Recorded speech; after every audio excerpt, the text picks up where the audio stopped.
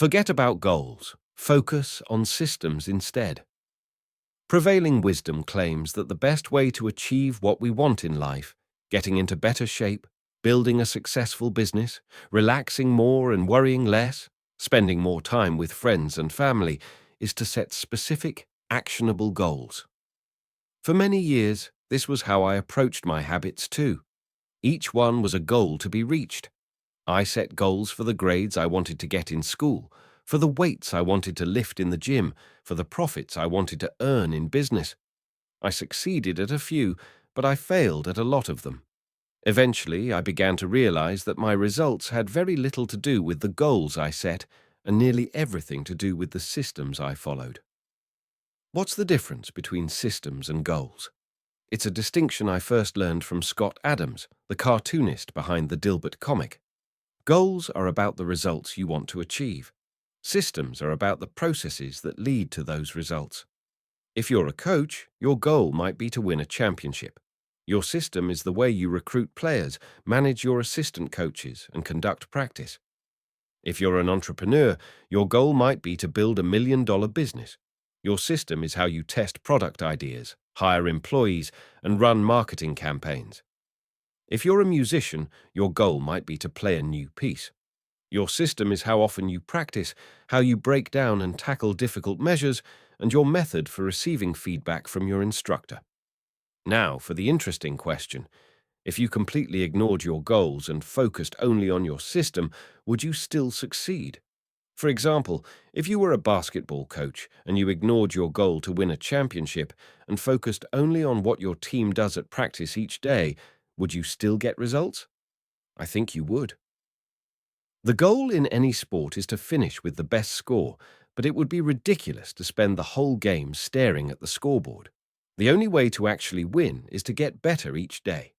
In the words of three-time Super Bowl winner Bill Walsh, the score takes care of itself.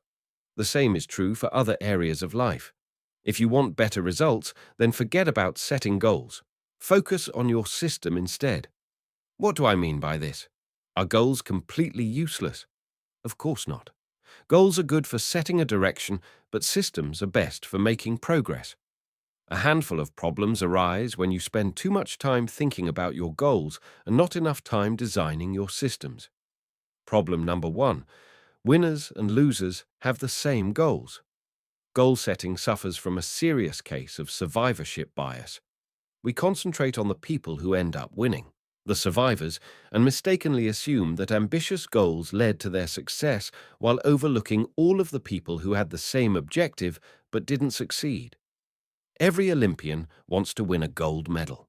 Every candidate wants to get the job. And if successful and unsuccessful people share the same goals, then the goal cannot be what differentiates the winners from the losers.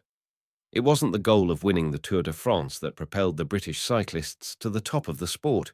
Presumably, they had wanted to win the race every year before, just like every other professional team. The goal had always been there. It was only when they implemented a system of continuous small improvements that they achieved a different outcome. Problem number 2. Achieving a goal is only a momentary change.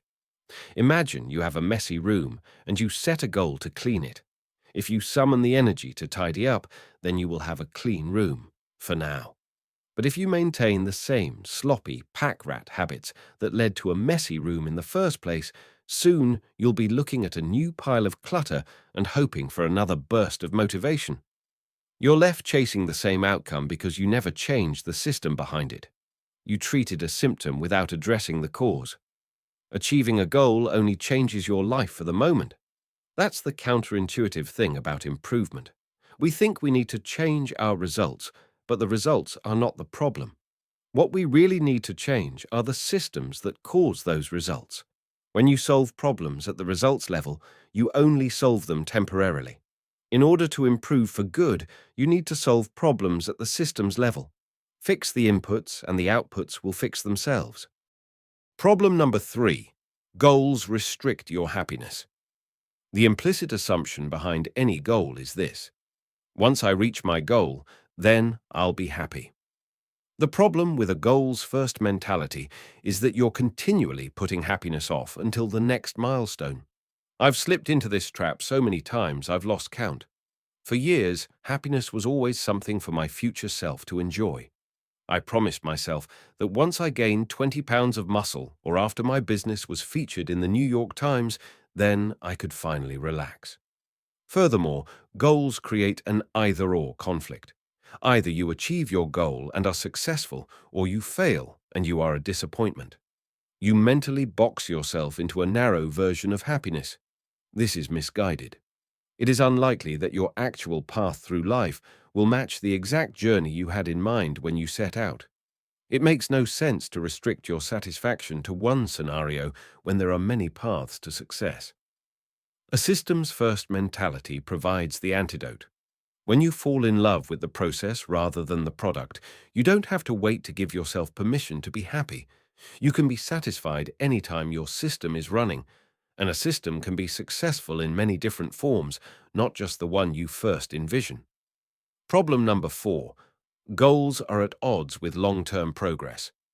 Finally, a goal-oriented mindset can create a yo-yo effect. Many runners work hard for months, but as soon as they cross the finish line, they stop training. The race is no longer there to motivate them.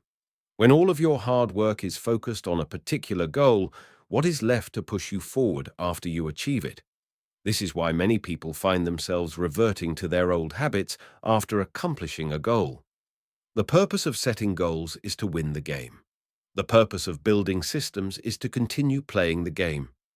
True long-term thinking is goal-less thinking. It's not about any single accomplishment. It is about the cycle of endless refinement and continuous improvement. Ultimately, it is your commitment to the process that will determine your progress. A system of atomic habits. If you're having trouble changing your habits, the problem isn't you. The problem is your system. Bad habits repeat themselves again and again, not because you don't want to change, but because you have the wrong system for change. You do not rise to the level of your goals. You fall to the level of your systems. Focusing on the overall system, rather than a single goal, is one of the core themes of this book. It is also one of the deeper meanings behind the word atomic. By now, you've probably realized that an atomic habit refers to a tiny change, a marginal gain, a 1% improvement. But atomic habits are not just any old habits, however small. They are little habits that are part of a larger system. Just as atoms are the building blocks of molecules, atomic habits are the building blocks of remarkable results. Habits are like the atoms of our lives. Each one is a fundamental unit that contributes to your overall improvement. At first, these tiny routines seem insignificant, but soon they build on each other and fuel bigger wins that multiply to a degree that far outweighs the cost of their initial investment. They are both small and mighty. This is the meaning of the phrase atomic habits, a regular practice or routine that is not only small and easy to do, but also the source of incredible power, a component of the system of compound growth. Chapter Summary. Habits are the compound interest of self-improvement. Getting 1% better every day counts for a lot in the long run. Habits are a double-edged sword. They can work for you or against you, which is why understanding the details is essential. Small changes often appear to make no difference until you cross a critical threshold. The most powerful outcomes of any compounding process are delayed. You need to be patient. An atomic habit is a little habit that is part of a larger system. Just as atoms are the building blocks of molecules, atomic habits are the building blocks of remarkable results.